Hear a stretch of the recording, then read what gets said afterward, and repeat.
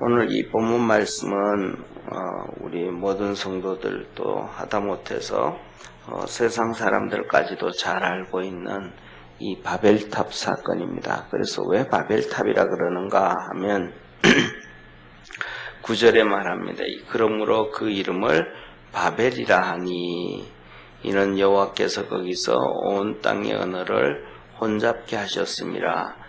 여호와께서 거기서 그들을 온 지면에 흩으셨더라. 그래서 9절에 그 이름을 바벨이라 해서 바벨이라고 합니다. 왜 오늘 여기서 보면 1절에 말씀하죠. 구음이 하나요, 언어가 하나요. 구음, 언어. 그러니까 문자가 하나이고 구음이 발음이 하나이고. 오늘은 우리 전 세계 구음이 다 다르잖아요. 이 구강이 다르잖아요. 구강이.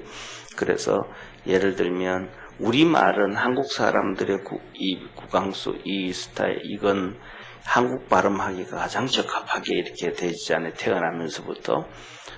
또 프랑스 사람은 프랑스 말, 그래서 한국 사람이 프랑스 말 하려면 참 어렵잖아요. 또 일본 말 하기에도 쉽지가 않고, 이 구강이 달라서, 그때는 이게 똑같았다, 이 말이죠. 이렇게 똑같았다. 근데 이제 우리가 잘 아는 것처럼 여기에, 하나님의 심판을 통해서, 하나님의 역사가 나타나는데, 그게 뭐냐면 이 구강 발음이 다 달라져 버리는 거예요. 이 구강이 순간적으로 다 바뀌어져 버리는 거예요. 그래서 같은 사람들끼리 모이게 되어지고, 그래서 같은 사람들끼리 이제 움직이게 되어지고, 그러면서 민족과 나라가 형성되어지기 시작을 하죠. 그런데 이 사건이 반대로 또 이렇게 이 구강이 또 한 번 뒤집어진 사건이 있는데, 이 사건이 언제냐면 우리가 잘 알고 있는 사도행전 2장의 사건이에요. 사도행전 2장에 성령님이 임하셨을 때에 마가다락방에 한 120명의 성도들이 앉아서 기도하다가 성령님이 그들에게 임하셨을 때 그들이 방언을 했다 그러잖아요.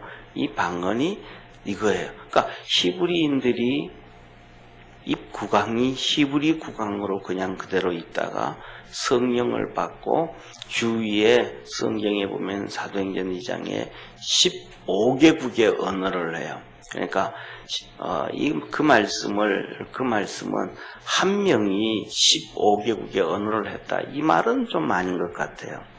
무슨 말이냐 하면 한 명이 120명이 이렇게 15개의 언어를 했다. 제가 추측하기로는 한 7, 8명 되잖아요. 120명 나누기 15를 하면 7, 8명 되는데 그 7, 8명이씩 이렇게 발음이, 왜냐하면 이 바벨탑 사건도 언어가 이렇게 흩어질 때에 한 사람이 여러 개 언어를 막 하도록 그렇게 만든 게 아니고 한 언어씩 해서 흩어지게 만드셨는데, 그런 것처럼 똑같이 그렇게 했다. 그래서 이 15개국에 있던 유대인들이 예루살렘에 와서 예배를 드리려고 왔는데, 그들이 설교를 하는데 보니까 쉽게 말하면 예루살렘 사거리라고 얘기할 수 있어요. 그런데 통역을 막 하면서 얘기를 하는데 보니까 15개국 언어들을 막 하는 거예요.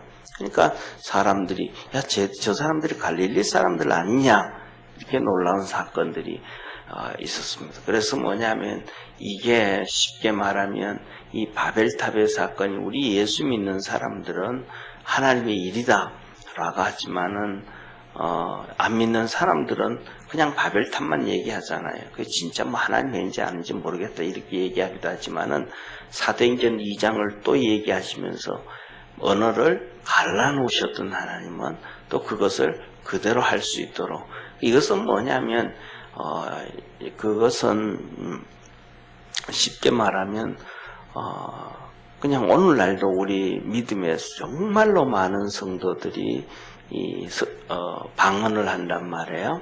신약 성경에 보면 방언도 여러 종류의 방언이 나와요. 사도행전 2장에는 이 세상 말 주위의 15개국의 언어 그거에 대한 것을 방언이라 그러고, 그 다음에 두 번째로는 고린도전서 12장과 14장에 보면 이 방언은 하나는 이 하나님께서 주시는 하늘나라 하나님이 주시는 메시지용으로 사용하는 방언. 그래서 하나님의 메시지용으로 주는 방언은 통역이 꼭을 해야 되고 통역이 필요하고, 그 다음에 두 번째로는 성도들 개인 유익을 위해서, 신앙의 유익을 위해서 주는 방언은 그냥 알아듣는 자가 없고, 쉽게 말하면 통역도 할 수 없고 그냥 하나님 앞에 하는데 본인도 그 말이 무슨 말인지 못 알아듣는 하늘나라의 언어다. 그렇게 얘기를 해요. 그래서 그 다음에 네 번째로는 이 방언이 또 어떤 그 방언이 있느냐 하면, 첫째로는 말씀드렸던 것처럼 이렇게 분류되어졌던 외국어를 하는 것을 방언이었다. 그 다음에 두 번째는 하나님의 메시지용으로 주의 종들이 없을 때 성도들에게 주었던 통역을 했던 메시지다. 그 다음에 세 번째로는 좀 전에 말씀드렸던 것처럼 개인 성도 유익을 위해서 하는 아무도 알아들을 수 없는 그런 방언이었다. 그 다음에 네 번째로는 우리가 잘 아는 것처럼 뭐냐 하면 이 방언을 통해 가지고 하나님이 살아계심을 보여주신다. 표적적 방언이다 이 말이에요. 그래서 불신자들이 불신자들에게 하나님이 살아계심을, 하나님이 계심을 증거하는 방언이 바로 이 통역의 방언이다. 통역이 방언이 아니고 일반 방언이다. 그렇게 말씀을 해줍니다. 그래서 이렇게 분리하셨던 하나님은 또 그걸 하는데, 여기서도 보면 언어가 하나고 말이 하나고 글과 말이 하나라는 거예요. 그런데 중요한 것은 뭐냐면, 이거는 쉽게 말하면 우리 오늘날 우리가 신앙생활하면서 방언을 하는 것은 하나님이 그냥 특별한 은혜로 성령님이 임하셔가지고 방언이 되어져 버리는 거예요. 그냥 연습을 해서 되는 게 아니고, 노력을 해서 되는 게 아니고, 공부를 해서 되어지는 게 아니고. 그런데 중요한 것은 사도행전 2장에 나오는 성령의 이 방언 같은 경우는, 이 방언은 하지만은 글을 쓰는 거는 이거는 학습이란 말이에요. 학습. 언어도 학습 중에 하나지만은, 그럼 우리가 이제 예를 들면 아이들이 태어나서 말을 배우는 것도 학습이잖아요. 그죠? 그거는, 말을 배우는 것은 학습이라기보다는 그거는 자동적으로 배우는 거예요. 그래서, 이렇게 의사들이 하는 얘기를 보면 아이들이 태어나서 쉽게 말하면 11살, 12살까지에는 언어를 그냥 이렇게 습득하는 그 기능이 있대요. 그때까지는. 그러니까 아이들이 그냥 와서 이렇게 그냥 들으면서 그냥 몸에 있는 호르몬 기능이 그냥 언어를 그냥 습득해버린대, 그게. 근데 그게 지나고 나면, 이제 그래서 중학생이 되어지고 고등학생이 되어지고 나면 아무리 많이 들어도 그것이 습득이 안 되는 거예요. 그러니까 중학생 이상 되어지고 고등학생 되어지고 나면 어떤 데는 어떤 분들 그래요. 나도 공부를 위해 가지고 영어 공부를 위해서 영어 방송을 듣는다. 프랑스 그다음에 방송을 듣는다. 백날 천날 들어도 무슨 말인지 하나도 못 알아듣거든요. 무슨 말인지 천날을 들어도 못 알아들어요. 그런데 아이들은 2살, 3살, 4살 아이들은 그것만 이렇게 한국 애들인데도 그것만 보고 이렇게 있다가 보면 저게 무슨 말인지 그냥 이해가 되고 습득이 되고 그냥 배워지는 거예요. 그 기능이 어릴 때는 있는 거예요. 그러니까 이거는 그렇게 어릴 때는 하나님 주신 그 기능으로 있기 때문에 그것은 학습이 아니고 그냥 습득되어지는 거잖아요. 습득되어지는 거잖아요. 예, 그런데 그 뒤에는 그렇다고 해서 그 아이들이 그건 습득은 되어지는데 글을 못 쓰잖아요. 예, 그런 학습이거든요. 그런 학습이란 말이에요. 그런데 우리가 잘 아는 것처럼 신약 성경은 유대인이 예수님의 제자들이 유대인이잖아요. 그 유대인 말 히브리어로 신약 성경을 쓴 것이 아니고 헬라어로 신약을 썼습니다. 사도 요한도 요한 1서, 2서, 3서, 요한복음, 요한계시록을 헬라어로 이렇게. 그 다음에 두 번째는 우리가 잘 아는 것처럼 베드로도 베드로전서, 베드로후서를 써요. 예수님의 동생 야고보, 예수님의 동생 유다도 헬라어로 그렇게 다 써요. 이게 뭐냐면 학습이 근데 쉽게 말하면 이들이 언제 어디에 가서 그렇게 학습을 했을 수 있는 상황이 사실은 아니었거든요. 근데 이런 것을 추취해 볼 때 오순절 성령의 사건을 통해 가지고 그냥 방언만 외국어만 하게 되어진 것이 아니고 글도 알게 되어져 있다. 그렇게 얘기하지 않나 싶어요.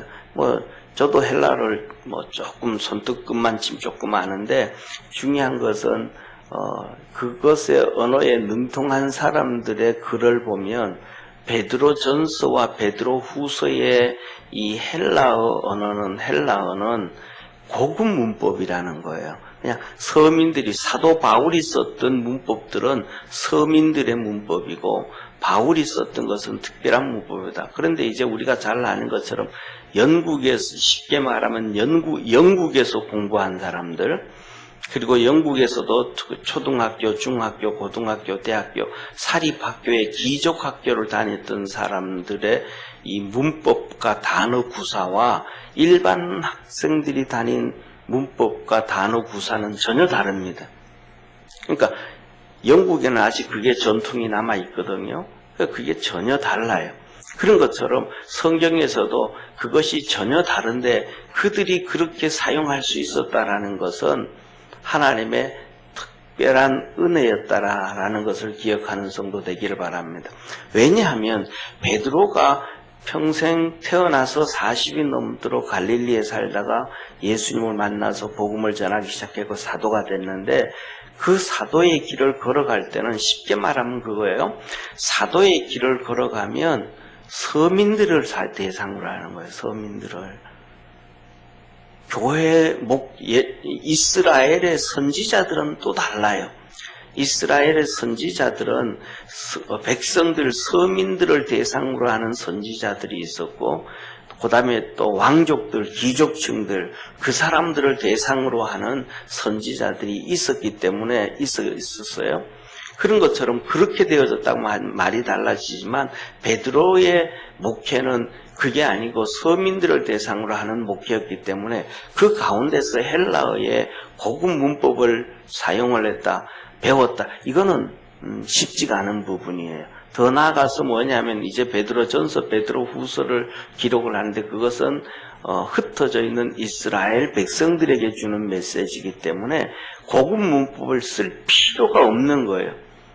쉽게 말하면. 그런데 베드로 같은 경우에는 그것이 고급 문법이 자연스러운 것이 그에게는 하나님이 주신 특별한 자연스러운 것이기 때문에 그냥 그걸 그대로 사용했다라고 보면 되는 거예요. 그래서 오늘 여기서 보면서 첫 번째로는 성경 전체를 보면서 말의 갈라짐과 하나 되어지는 사건은 하나님의 엄청난 능력과 역사 가운데 있었다라는 거예요. 그 다음에 두 번째로는 시대별을 얘기를 합니다. 2절에 동방으로부터 동방으로 가다가 시날 평지에 거했다. 시날 평지라고 그랬지만은 제가 보기에는 이 시날 평지가 정말로 살기 좋았던 시날 평지 같아요. 그러니까 사람들이 동쪽으로 가다가 흩어짐을 면하자 그러잖아요. 흩어짐을 면하자. 흩어지지 않고 모여 살기를 원할 때는 어디냐면 환경이 좋은 곳이죠. 농사 짓기도 좋고 쉽게 말하면 먹고 살기도 좋고 풍요로운 곳에 모여 살지 척박하고 메마른 땅에는 사람들이 안 살고 자꾸 움직이고 떠나잖아요. 그죠? 그러니까 여기에 신할 평지는 정말로 살기 좋은 곳이었다. 그러니까 살기 좋은 곳에는 사람만 많이 사는 게 아니고 동물도 글로 와요. 왜냐하면 살기 좋은 곳이니까, 풍요로운 곳이니까, 풀도 초목도 많고 물도 많고 먹을 게 많으니까. 그래서 거기에서 모여가지고 야 우리 이제 더 이상 여기에서 사는데 흩어지지 말자 하면서 3절에 보면 벽돌을 굽는데 돌을 대신해서 벽돌을 굽고, 그러니까 특징 중에 보면 이것을 돌을 대신해서 벽돌을 구웠다라고 얘기하면 땅이 좋았다라는 얘기잖아요. 그죠? 예. 사토에서는 벽돌을 만들 수가 없잖아요. 모래흙에서는. 그러니까 진흙처럼 이런 흙이 좋아야 되고 흙이 좋아야 도자기도 만들 수가 있잖아요. 그죠? 사토에서는 아무것도 할 수가 없잖아요. 물도 별로 그렇고. 예, 그러니까 벽돌을 굽고 그다음에 역청이 나오는 지역이고 역청이 나왔다라는 얘기는 요새 말로 하면 이 충분한 화력을 불을 키울 수 있다. 나무를 베어서 불을 안 해도 이 역청을 통해서 불을 키울 수 있는 이러한 충분한 이러한 데다 이 말이죠. 그래서 성과대를 쌓았고 그러면서 그들이 말합니다. 우리 이름을 내고 우리 스스로 이 이름을 내고 흩어짐을 면하자. 쉽게 말하면 이 본문 말씀 3절 4절에 있는 말씀이 어디와 연결되냐면 어제 우리가 봤던 그저께 봤던 10장 8절 12절의 말씀과 연결돼요. 보세요. 족보에서 나오는 니므롯 얘기예요. 우리말로는 그냥 우리 성경에서는 니므롯이라 그러는데 백과사전 같은 데는 니므롯이라 안 하고 우리는 니므롯이잖아요. 이것을 림드롯이라 그래요. 림로드라 그래요. 림로드. 니므롯을 백과사전 같은 데는 림로드. 영어에서는 영어를 갖다 놓고 영어로 글씨 쓴 걸 그대로 성경에서는 니므롯. 그 다음에 이렇게 백과사전은 림로드, 림라시인데 그렇게 표현을 해요. 그래서 니므롯은 여기서 보면 자 보세요. 특이한 사냥꾼이 되었고 그 다음에 10절에 그의 나라는 시날 땅 바벨과 엘렉과 악갈과 갈레로 시작해서 아수르네라가 니느웨와 르호보딜과 갈라와 그 다음에 레센 땅에서 니느웨와 갈라 사이 레센 땅에 큰 성을 건축했다.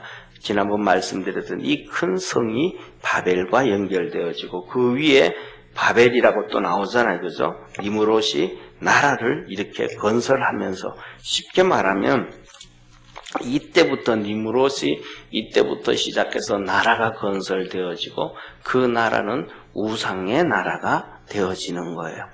그래서 여기서 나오는 것이 바로 바벨론 종교예요. 바벨 나라라고 시작이 되어지고 그래서 여기서 보면 이름을 내고 이 말은 우리 스스로 이름을 만들자 이런 의미를 갖고 있고 그러니까 우리가 누구를 섬기고 하나님을 섬기고 뭐하고 그거 필요 없고 우리 스스로 하면 된다. 오늘날도 그러는 시대가잖아요. 많다. 그리고 그 뒤에 나가면 이제 흩어짐을 면하자. 이제는 우리가 흩어짐을 면하자 이 말은 두 가지 의미를 얘기하죠. 목사님들이 항상 하는 얘기가 뭐냐면 하나님은 땅에 흩어지고 충만하고 했는데 이 반대의 길을 갔다 이런 얘기를 해요. 그 다음에 두 번째로는 흩어짐을 면하자. 이 말은 무슨 말이냐 하면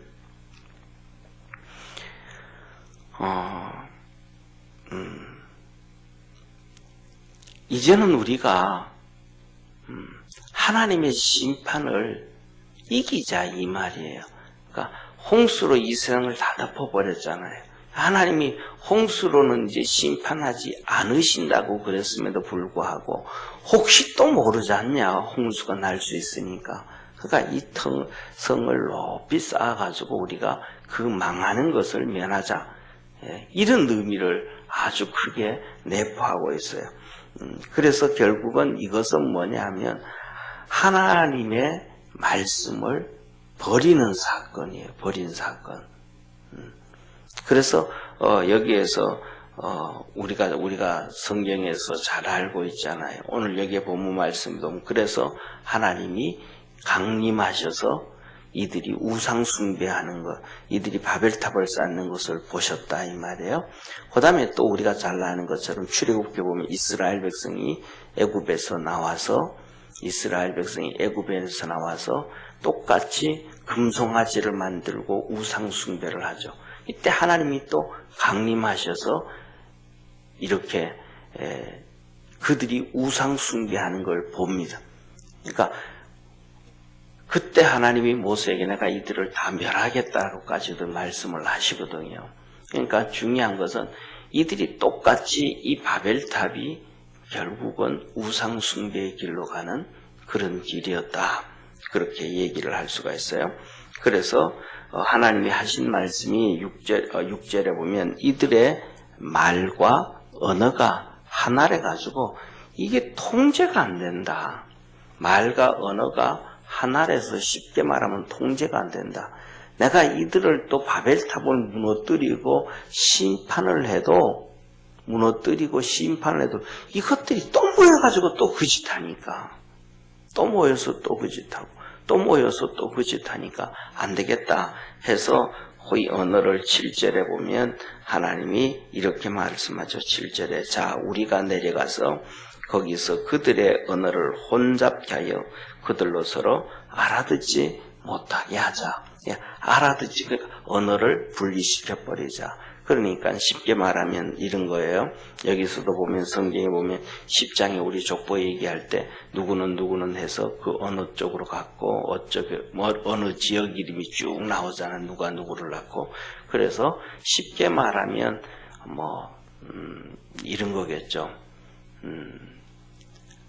할아버지, 아버지, 삼촌 그 중심으로 해가지고 이렇게 먼 친척에 이르면 몇천 명, 몇만 명,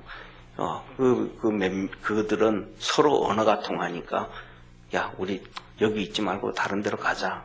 해서 또 그들이 수백 명이 또 움직여 가기 시작하고, 같은 언어를 쓰는 사람들이 또 북쪽으로 올라가고, 그러면서 인류가 이렇게 흩어지게 되어졌다.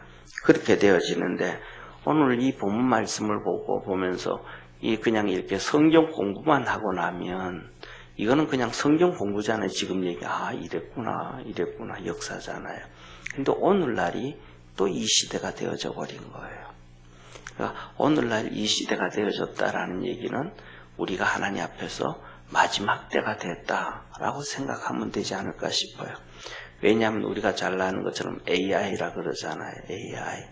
여러분 이제는 전부 다 컴퓨터를 통해서 언어가 하나가 되어져 버렸어요. 쉽게 말하면 노력할 필요도 없죠. 구글 들어가 가지고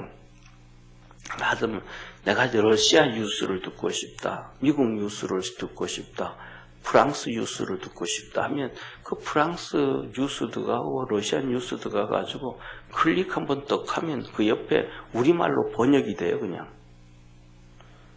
그냥 돼요. 그냥 번역이 돼요. 근데 정확하게는 안 되죠. 그런데 되어지는데 뭐냐면 의미는 거의 다 알아들어요. 의미는. 그리고 요새는 전부 다 여러분들도 이 스마트폰에 휴대폰 가지고 이 앱 깔아가지고 가잖아요. 앱 깔아가지고 가지고 우리말로 얘기하고 나고 하면 그냥 프랑스에 가면 우리말로 하면 옆에 프랑스 말로 그냥 번역되어져요. 보여주면 되고 버튼 누르면 프랑스 말로는 얘기가 되어져 버리는 거예요. 그냥 이 바벨탑을 통해서 언어가 갈라졌던 언어가 이제는 이 컴퓨터 AI라는 지능 시스템을 통해 가지고 하나가 되어져 버렸어요. 이제 그러니까 중요한 것은 뭐냐면 우리가 그렇게 그것을 이용하지 않기 때문에 그렇지, 현재는 다 그렇게 되어져 버린. 그래서 이 컴퓨터의 기능이 가장 기초가 666이라 그러잖아요. 숫자 666, 계시록에 나오는.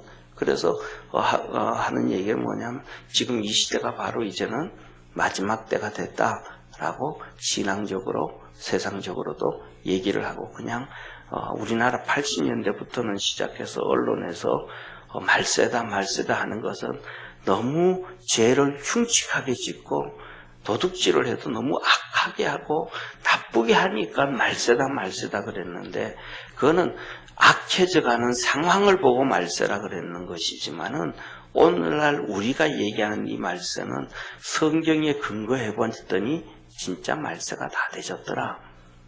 그 다음에 더 나아가서는 우리가 잘 아는 것처럼 중국 그 계시록에 보면 사람들을 통제하잖아요. 666표를 통해서 매매도 못하게 하고 이런 표도 있잖아요. 그것이 벌써 뭐냐면 중국에서 신장 위구르와 티벳에서 사용하고 있는 거예요. 집집마다 우리가 버튼 눌리잖아요. 집집마다 가면 인터폰 눌리잖아요. 그 인터폰 카메라에 그 집 식구가 6명이면 6명 정보가 다 들어가 있는 거예요. 그리고 그 집 6명 중에서 쉽게 말하면 들어가가지고 뭐냐 하면 사용하는 생활 패턴도 다 들어가요. 휴지를 사용을 하는데 가족들 중에서도 다르잖아요. 어떤 가족은 휴지를 많이 사용하는 사람이 있고 적게 사용하는 사람이 있는데 그것이 다 체크가 돼요. 그래서 그 개인마다 점수가 매겨져요. 그래서 너는 너무 많이 사용한다, 안 된다.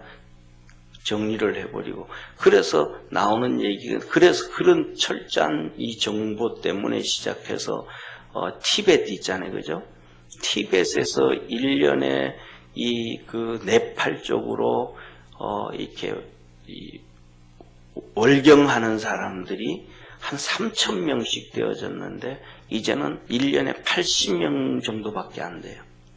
그 감시에서 벗어나지를 못하는 거예요. 그래서 얼마 전에는 이 중국에 있는 미국 대사가 그 티벳에 갔다 와가지고 그런 사실을 다 보고 공식적으로 얘기했죠. 중국은 인권을 풀어줘야 된다. 그게 뭐냐면 중국의 그런 상황 체크가 되는 상황을 그대로 우리나라에서는 스마트 시티라고 하는 거예요. 그래서 부산도 대구도 광주도 서울도 스마트 시티 만든다고 막 뉴스 시간에 스마트 시티 나오잖아요. 5G를 통해서 그것을 실행하고 진행되어져 가는 상황이에요. 그러니까 이런 과학적인 것들, 이런 것들을 보고 성경을 보면 오늘 이 시대가 이제는 마지막 시대가 되어져 가는구나 라고 그렇게 생각을 하고 우리가 더욱 주님 앞에서 신실하게 신앙생활하는 그러한 축복의 성도 되기를 축원합니다. 기도하겠습니다.